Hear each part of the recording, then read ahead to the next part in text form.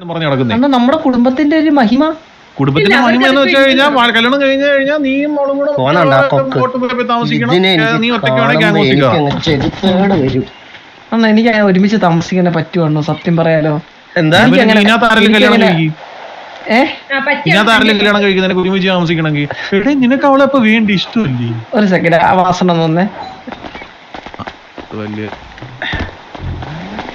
അന്ന് റൂളൊക്കെ ചെന്നറിയോ? ഇങ്ങനെ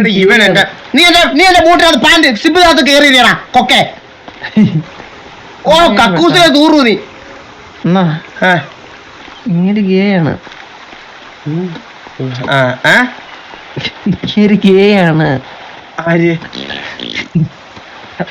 ചെറിയ കൊതം വെച്ച് വലിയ തൊണ്ട.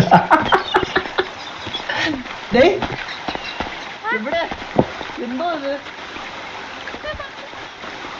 കീറിയാ കീറിപ്പോയാ? എന്ത് സൗണ്ട് അത്?